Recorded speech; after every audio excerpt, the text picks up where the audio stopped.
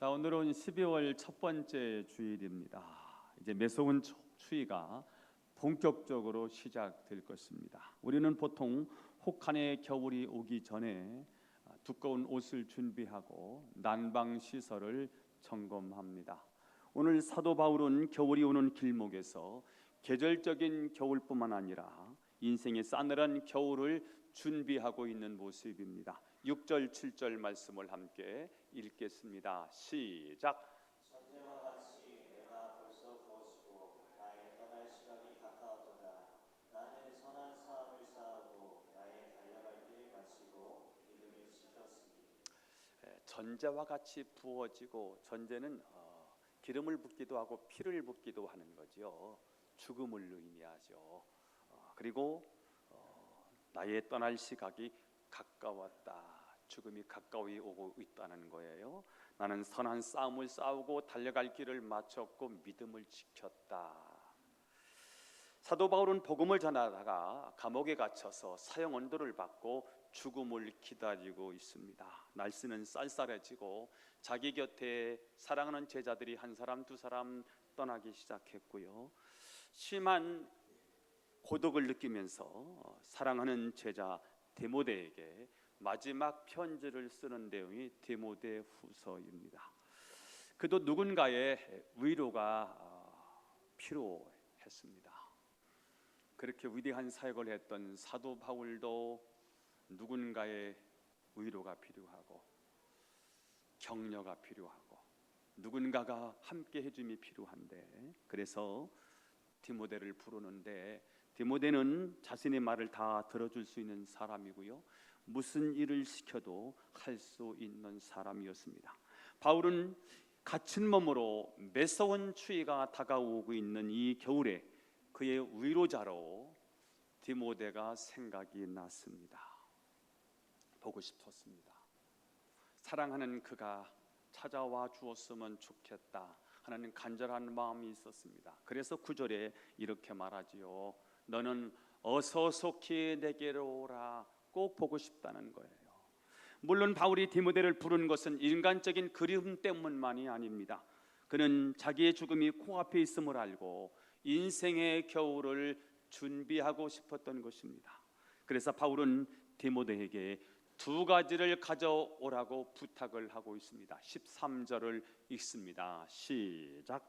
내가 올 때에 내가 드로아 가보의 집에들 겉옷을 가지고 오고 또 최근 특별히 가죽 종이에 쓴 것을 가져오라. 드로아 가보의 집에 둔 겉옷, 추워요. 겨울을 준비해야 되겠어요. 육체적인 겨울을 준비하고 싶은 거지요. 또 책은 특별히 가죽 종이에 쓴 것을 가져오라. 내용이 무슨 내용인지는 잘 모르겠어요.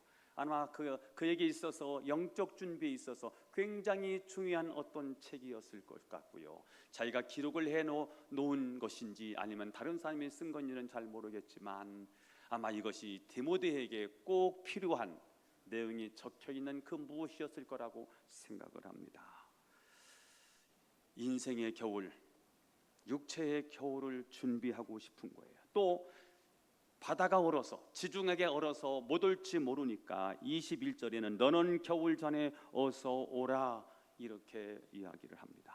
내가 죽기 전에 꼭 네가 와줬으면 좋겠다. 그는 지금 영육간의 겨울을 준비하고 있는 것입니다.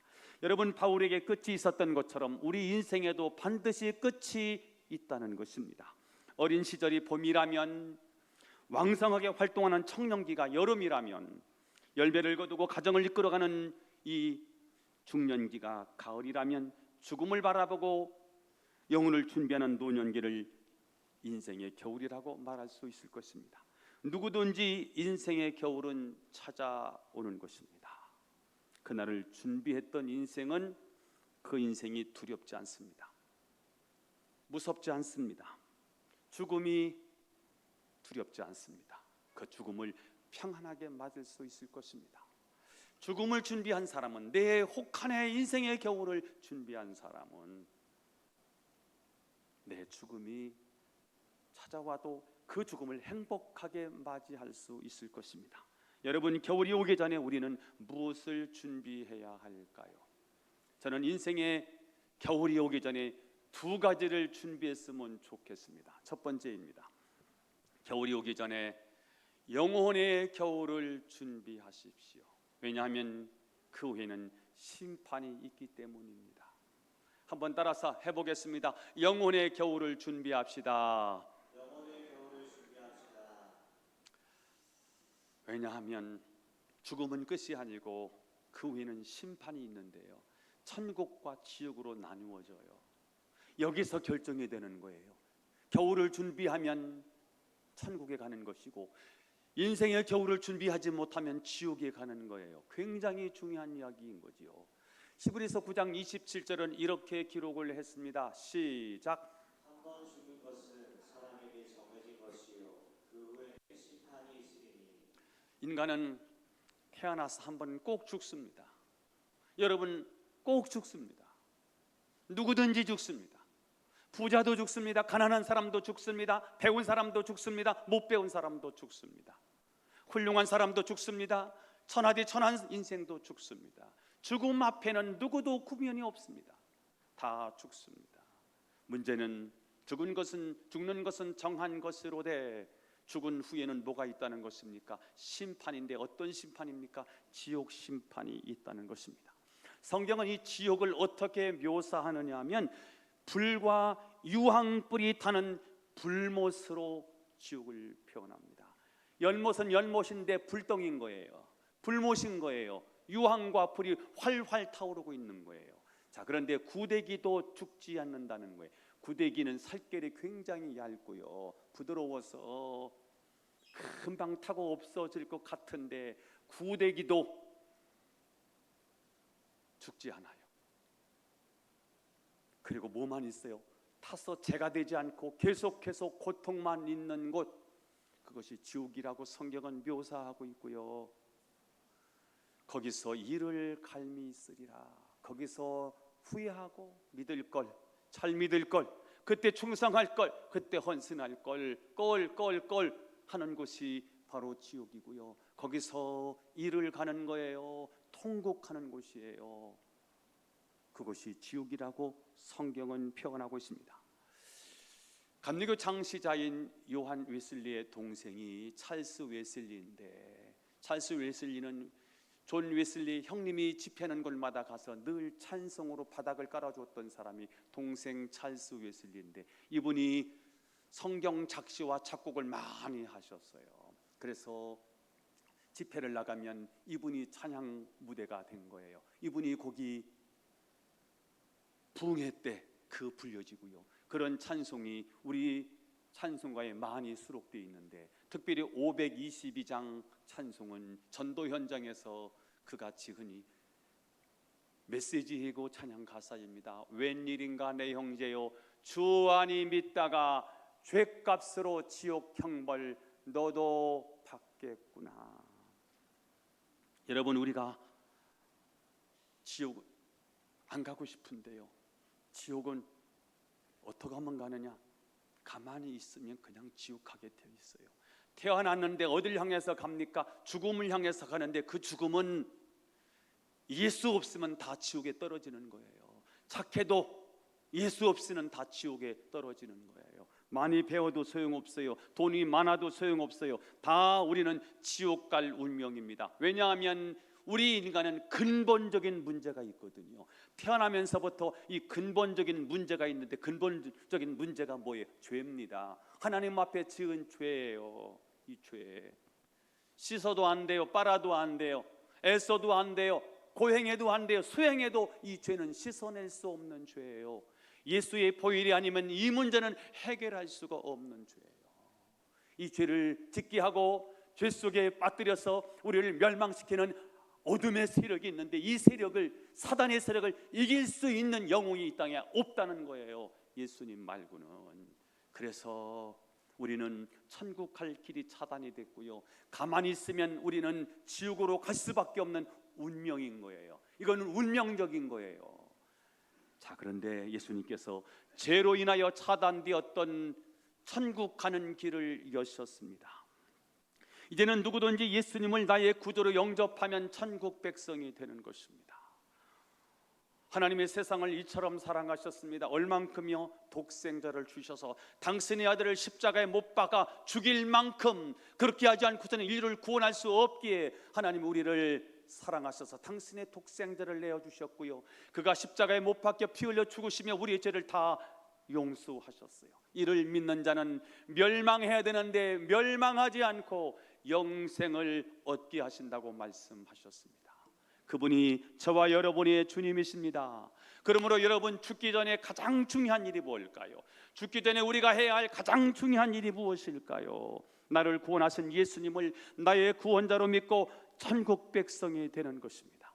여러분, 이거보다 더 중요한 일은 이 세상에 없는 거예요. 취직하는 거 얼마나 중요한 일입니까? 그러나 취직하는 것보다 더 중요한 것은 내가 구원받고 하나님의 자녀가 되는 것입니다. 결혼하는 거 중요합니다. 그러나 결혼하는 것보다 더 중요한 것은 내가 예수 믿고 하나님의 백성이 되는 것입니다. 내 주변에 친구들 많습니다. 친구들 중요합니다. 약속 중요합니다. 그러나 그보다 더 중요한 것이 무엇입니까? 내가 예수 믿고 천국 가는 거, 하나님의 백성 되는 거, 구원받는 거, 이거보다 더 중요한 이 세상에 없는 것입니다. 저는 여러분 모두가 예수를 믿고 구원받기를 바랍니다. 오늘 이 시간 예수님이 나의 구원자라고 믿어지지 않았던 분도 오늘 예수의 이름으로 여러분의 마음의 문이 열려지고 예수님이 나의 구원자라고 믿어지시기를 축원합니다. 그리고 이미 예수님을 믿고 하나님의 자녀가 된 저와 여러분은 이제 두렵고 떨림으로 그 구원을 지켜내셔야 합니다. 두렵고 떨림으로 그 구원을 이루어 가셔야 합니다. 어떤 세상의 유혹과 부귀와 명예를 가지고 우리를 유혹한다 할지라도 여러분, 이 구원을 빼앗기면 안 됩니다. 이 구원을 견고하게 지키셔야 됩니다. 흔들리지 말고 견고해서 이 구원을 지켜내시고 주의 일이 항상 힘쓰는 여러분이 될 수 있기를 주 예수 이름으로 축원합니다. 장자의 명분을 팥죽 한 그릇에 팔았던 에서처럼 세상의 부귀와 영화의 그 구원을 팔아버리면 여러분 절대 안 됩니다. 하나님 앞에 설 때까지 이 생명을 여러분 꼭 지켜내셔야 합니다. 연세 드시고요, 몸이 말을 안 들면서요, 건강 이상이 들면서 서서히 우리의 구원이요, 사단이 이리저리 우리를 유혹하면서요, 이 구원을 뺏어가려고 해요. 이 생명을 뺏어가라고 하는 거예요. 누구도 빼앗아갈 수 없는 이 생명을 사탄은 빼앗아가려고 우리에게 계속해서 유혹하고 우리에게 도전합니다. 저는 여러분이 마지막 때일수록 인생의 겨울을 맞는 그 순간까지 여러분이 이 생명을 지켜내실 수 있기를 축복해요. 이 구원을 뺏으려고 하는 사단의 권세를 이기실 수 있기를 축복합니다. 야곱은 자기 죽음을 앞두고요, 마지막 하나님 앞에 서야 되겠다는 결단을 가지고요, 누워있다가 주님이 부르시는 거예요. 이제 죽음을 앞에 둔 거예요. 일어날 수가 없지만 지팡이 머리를 짚고 간신히 일어나서 주님께 예비하고 마지막 임종 예배를 드리고 주님의 품으로 안기는 장면이 히브리서 11장에 왜 야곱이 믿음의 사람인가를 표현해주고 있어요. 마지막 신앙을 지켰다는 거예요. 여러분, 마지막 신앙을 지키는 것이 얼마나 어려운지 몰라요. 저는 그냥 지켜주는 줄 알았어요. 아니에요. 애써야 합니다. 수고해야 합니다. 여러분들이 주님을 바라보셔야 이 구원을 지켜낼 수 있는 거예요. 30대 40대 젊어서 그렇게 열심히 했던 분들이 연세가 드시면서 신앙이 무너지는 모습을 보면서요, 안타까운 거예요. 여러분, 구원을 지켜내셔야 돼요. 하나님이 주신 생명을 지켜내셔야 합니다.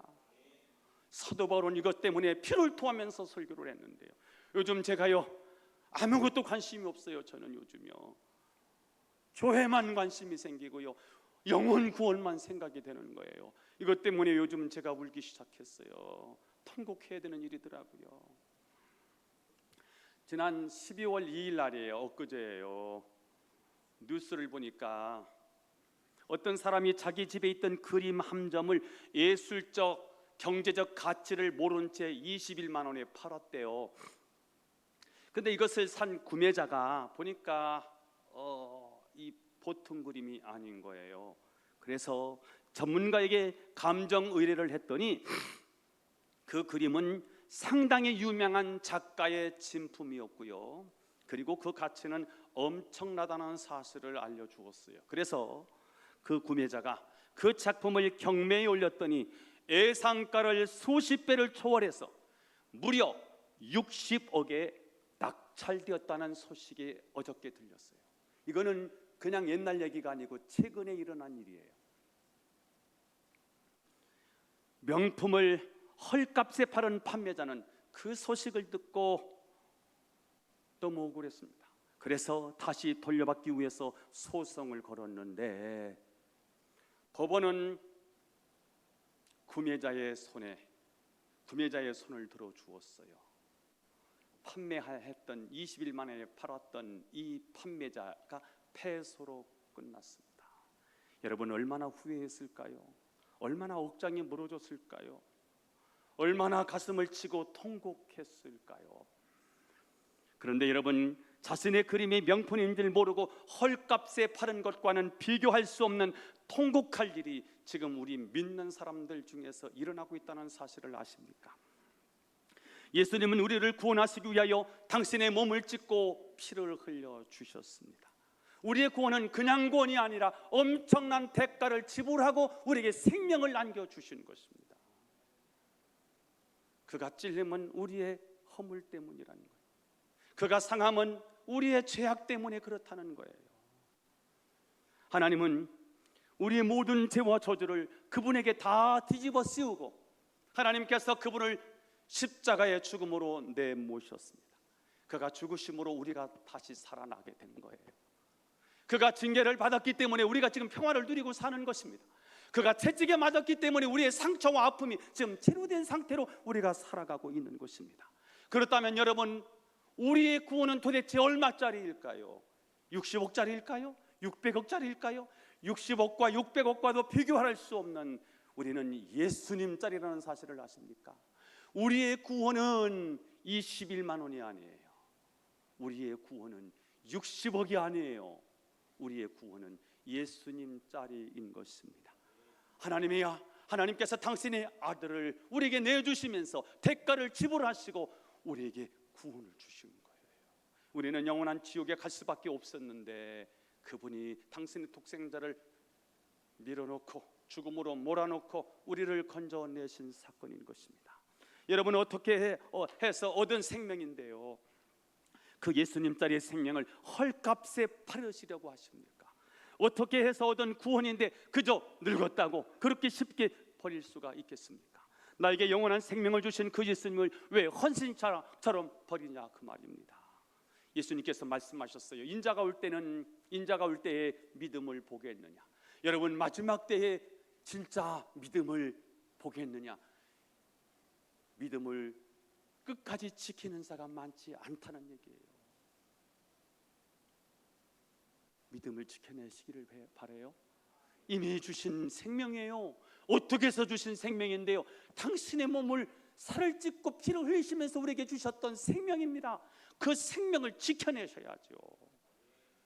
뭐 때문에 무너지고 뭐 때문에 무너져서 되겠습니까? 여러분, 내 인생의 겨울이 다가오고 있습니다. 어제보다 오늘 우리는 죽음 앞에 한 발짝 더 다가선 것입니다. 그때 주님 앞에 여러분 무엇을 가지고 주님 앞에 서시겠습니까? 주님은 그때는 돈을 보지 않으세요. 우리의 권력을 보지 않아요. 우리의 지위, 사회적 지위, 사회적 위치, 사회적 포지션을 우리 주님은 보시지 않습니다. 무엇을 보시나요? 우리의 믿음을 보신다는 거예요. 나머지는 주님 앞에 다 사라지고 없어요. 우리가 믿는 예수님이 나의 주님이십니다. 예수님이 나의 구원자이십니다. 예수님은 나의 하나님이십니다라고 믿는 그 믿음만 보신다는 거예요. 이 믿음이 흔들리지 않기를 바라요. 이 믿음이 견고하시기를 축복합니다. 인생의 겨울이 오기 전에 우리는 지금 무엇을 점검해야 할까? 나의 믿음을 점검하셔야 됩니다.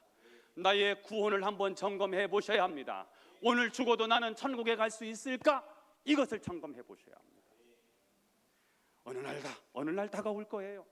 어느 날 생각 없이 예고 없이 그날이 찾아올 거예요. 그날 두려우시면 안 됩니다. 주님 품으로 간단한 믿음을 가지고요, 나는 오늘 죽어도 천국 간다라고 하는 믿음을 소유하셔야 합니다. 여러분, 겨울이 오기 전에 가장 시급한 일은 예수님을 나의 구주로 믿고 구원받는 것입니다.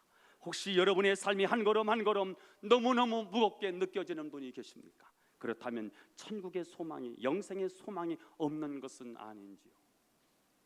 교회는 막 왔다 갔다 하지만 아직도 예수님이 누구인지 마음속에 확신이 없는 분이 혹시 계십니까? 그렇다면 오늘 예수님을 믿고 천국을 소유하셔야 합니다. 눈을 감아보셨으면 좋겠어요. 그리고 저를 따라서 다 같이 하시면 좋겠어요. 이미 예수님을 영접하고 나의 주님으로 모신 분들에게도요, 그분이 나의 주인으로 찾아오셔서 내 인생의 주인이 되어 주십시오라고 기도하시는 마음으로 따라서 한번 해보겠습니다.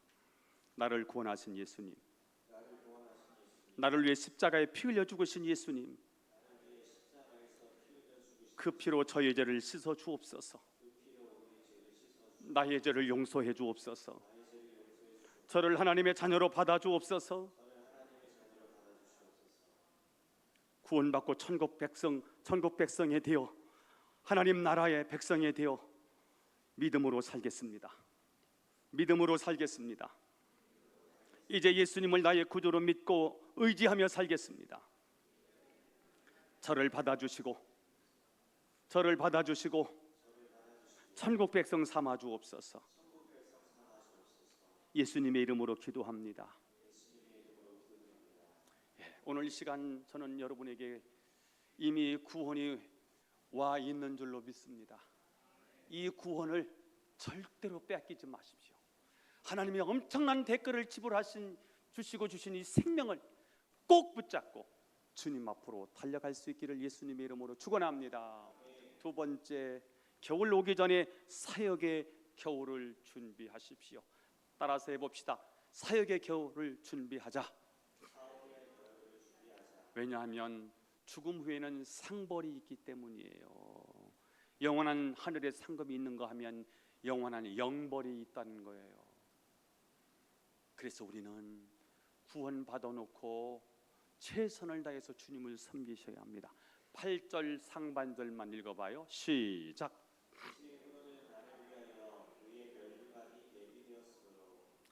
죽음을 앞둔 사도 바울은 이제 자신을 위해서 의의 면류관이 준비되었다는 사실을 확신하고 있습니다.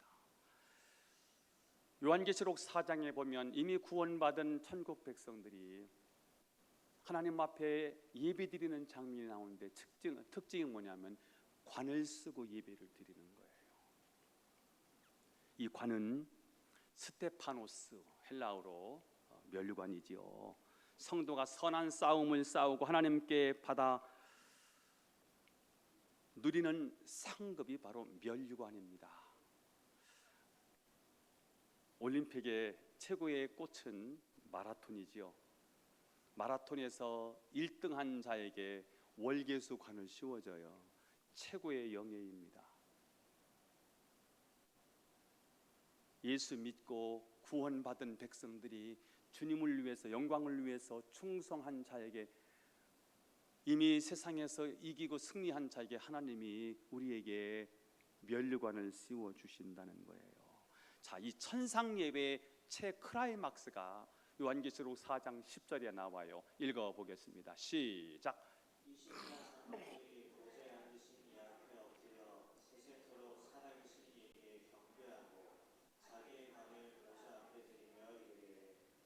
천국에 가서 예배드리는 광경을 미리 보여주신 거예요. 어떻게 예배를 드리나 했더니 천국에서 할 일은 예배드리는 것밖에 없어요.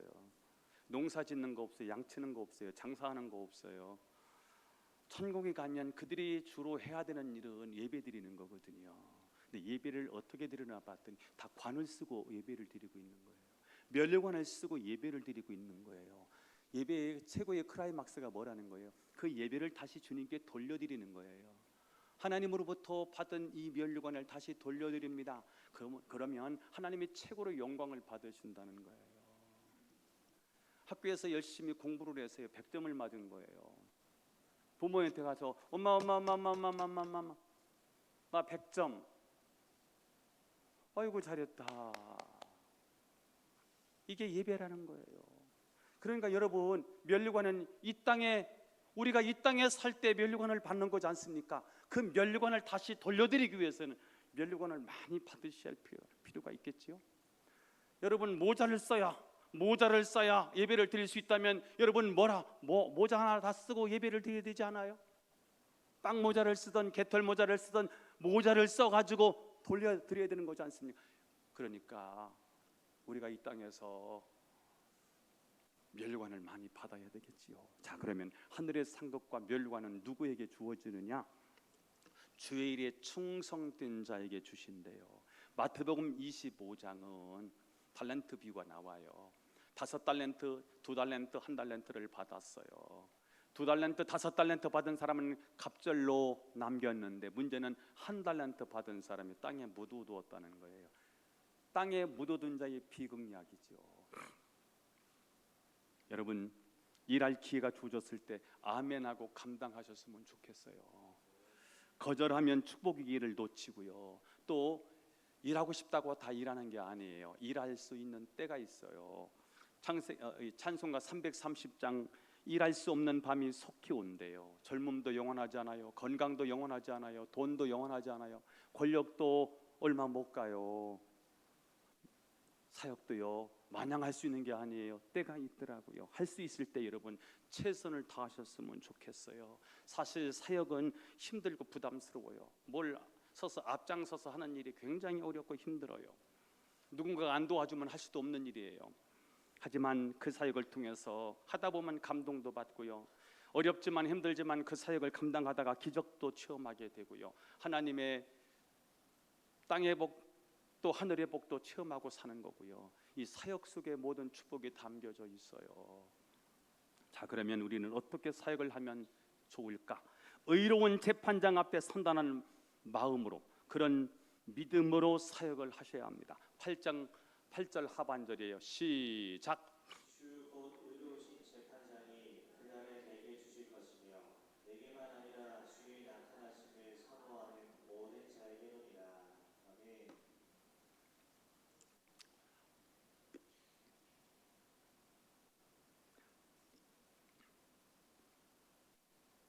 마지막 죽음을 예감한 사도 바울은 죽음이 끝이 아니라 의로우신 재판장 앞에 산다는 확신을 가지고 있습니다. 여러분, 무슨 일을 하든지 의로운 재판장 앞에 선다 하는 믿음으로 일하라는 거예요. 여기가 전부가 아니다. 끝에 가면 내가 누구 앞에 서느냐? 의로우신 재판장 앞에 선다 하는 믿음으로 사역을 하라는 거예요. 사람 앞에 칭찬받고 인정받으라고 하니까 금방 실족하고 넘어지더라고요. 그러니까 끝을 보는 거예요. 누구 앞에? 주님 앞에 선다. 의로운 재판장 앞에 서는 것이다 라는 믿음을 가지고 일을 하라는 거지요. 자, 비록 바울은 불법적으로 체포됐고요. 로마의 법정은 그를 불의하게 단죄했지만, 그러나 사도 바울은 의로우신 하나님께서는 나의 수고를 기억하셔서 나에게 의의 면류관과 하늘의 상급을 주실 것이다 라고 당당하게 말하고 있습니다. 저는 여러분이 주를 위해서 사역하시되 사도 바울처럼 죽음 앞에서도 상급을 기다리는 마음으로 나는 이 세상 끝날에 재판장 앞에 설 텐데 그날은 내가 상 받는 날이다, 이렇게 믿고 여러분 사역을 하시면 그렇게 힘들지 않을 것입니다. 저는 여러분이 하나님이 맡겨주신 사역에 충성을 다하심으로 의의 면류관, 자랑의 면류관을 소유하실 수 있기를 예수님의 이름으로 축원합니다. 말씀을 정리해요. 겨울이 오듯이 우리 인생에도 겨울이 찾아옵니다. 언젠가는 닥칠 죽음과 최후의 심판이 오기 전에 우리는 두 가지를 준비해야 합니다. 하나는 겨울이 오기 전에 영혼의 겨울을 준비하십시오. 구원받고 하나님의 자녀가 되는 것, 이게 중요해요. 이걸 점검하는 시즌이 되었으면 좋겠어요. 나의 구원, 나의 생명 완전한가, 흔들리지 않는가. 이게 흔들리면 다 흔들려요. 구원이 흔들리면 기도 응답이 흔들려, 하나님의 인도하심이 흔들려, 승리의 확신이 흔들려, 다 흔들려. 가장 중요한 거 구원의 확신, 이것을 점검하는 시즌이 되었으면 좋겠고요. 두 번째 사역의 겨울을 준비하십시오. 주의 일에 최선을 다하셔서 하늘의 상급을 받으십시오. 사도 바울이 죽음 앞에서 이제 후로는 나를 예비하여 의의 멸관이 예비되었음을 확신한다라면서 당당하게 인생을 마무리한 것처럼 여러분도 그렇게 마무리하고 싶다면 이제는 의의 멸관이 나를 위해서 예비됐어 라고 마지막을 당당하게 맞이하고 싶다면 오늘 시간 다시 한번 조용히 저를 따라서 기도 좀 했으면 좋겠어요. 눈을 감으시고 찬양 사역자들은 앞으로 오셔서 준비하시고 두 손을 가슴에 얹고 한번 저를 따라서 기도하시면 제가 도와드리겠습니다. 나를 사랑하시는 하나님 아버지, 나는 구원받고 하나님의 자녀가 되었지만 주를 위해 한 일이 없어서 책망만 들을까 두렵습니다. 사역의 겨울을 준비하게 하옵소서. 하나님이 일할 기회를 주셨을 때 아멘하며 순종하겠습니다. 장차 하나님이 주실 하나님의 상급과 하나님이 주실 멸류관을 쓰도록 맡겨주신 일에 최선을 다하도록 감당할 힘과 능력을 주옵소서. 예수님의 이름으로 기도합니다. 저는 여러분이 사역의 겨울을 준비하셔서 장차 의로운 재판장으로부터 의의 멸류관, 자랑의 멸류관, 생명의 멸류관을 얻어 누릴 수 있기를 축복합니다. 오늘 찬양 같이 하는데요, 여러분의 섬김이 천국에서 해같이 빛난대요. 옆 사람을 축복하면서 같이 부르면서 헌금했으면 좋겠네요. 자, 찬양하겠습니다.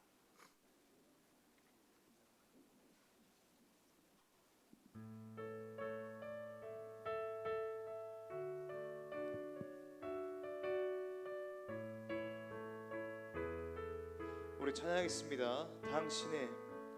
당신의 그 섬김이 전국에서 해같이 빛나리. 당신의 그 겸손이 전국에서 해같이 빛나리. 당신의 그 믿음이 전국에서 옆 사람을 축복하면서 부르겠습니다. 옆 사람을 축복하면서 당신의 그 충성이 전국에서 해같이 빛나리. 주님이 기억하시면 족하리. 예수님 사랑으로 가득한 모습, 천사도 흠모하는 아름다운 그 모습, 전국에서 해같이 빛나리. 2절입니다. 당신의 그 순종이 전국에서 해같이 빛나리. 당신의 그 사랑이 전국에서 해같이 빛나리. 당신의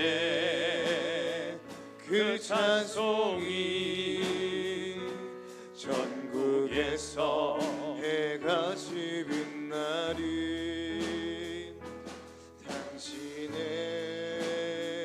그 언신이 전국에서 해같이 빛나리.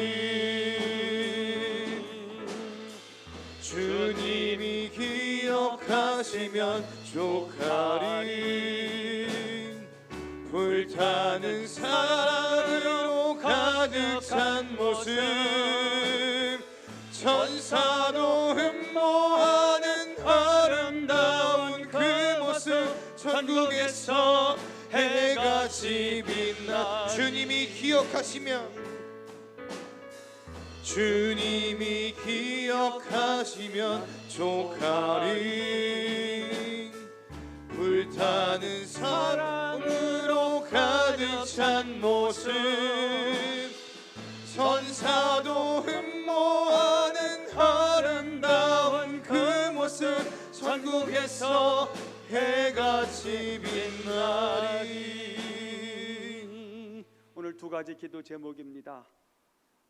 겨울이 오기 전에 내 영혼의 겨울을 준비하게 하옵소서. 겨울이 오기 전에 내 사역의 겨울을 준비하게 하옵소서. 주여 한번 부르짖고 통성으로 기도하십니다. 주여 할렐루야 할렐루야. 오늘도 우리를 사랑하시는 하나님 아버지 비를 통하여 말씀 주심을 감사하고 오늘도 하나님 아버지시여 인생의 겨울이 찾아오기 전에 내 영혼의 겨울을 준비하게 하소서. 인생의 겨울이 오기 전에 내 사역의 겨울을 준비하게 하소서. 하나님 아버지 멸류관 사랑의 멸류관 생명의 멸류관 의의 멸류관을 얻게 하여 주옵소서.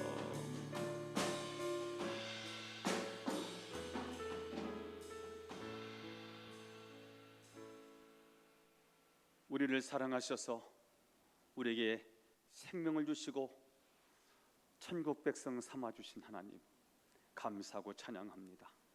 인생의 겨울이 찾아올 텐데 하나님 겨울이 오기 전에 가장 먼저 우리는 내 영혼의 겨울을 준비하게 하옵소서. 오늘 지금 내가 구원 받았는지 이 구원을 확인하는 자리가 되게 하옵소서. 지금 당장 죽어도 천국 갈 수 있는 믿음이 우리에게 있는지 우리의 믿음을 확인하는 자리가 되게 하옵소서. 이미 구원받고 하나님의 자녀가 되어 이제 하늘의 상급을 하나님이 주신 멸류관을 다시 돌려드려야 되는데 하나님 이 땅에 살고 있는 우리들이 구원받은 우리들이 내 사역의 겨울을 준비하게 하옵소서. 늦어지면 시간이 지나면 우리가 헌신하고 싶어도 헌신할 수 없는데 하나님 인생의 겨울이 오기 전에 의의 멸류관 생명의 멸류관을 받도록 죽도록 헌신하고 충성하는 우리들이 되게 하옵소서. 오늘도 하나님 앞에 나올 때 거저 나오지 아니하고 물질을 들여 봉헌합니다. 하나님 우리 예물을 받아주시고 주님 나라가 예물을 통하여 더 확장되게 하시고 손길 하나님 헌신의 손길들을 기억하옵소서. 넉넉해서 남아서 드리는 것이 아니라 쪼개서 전략해서 내 것을 하나님께 감사한 마음으로 헌신하는 예물을 주여 기쁘게 받으시고 저들의 헌신을 주여 받아주셔서 이 땅에 기름진 복으로 채워주옵소서. 하늘의 신령한 것으로 가득 채워주옵소서. 축복하옵고 예수님의 이름으로 기도하옵나이다. 아멘.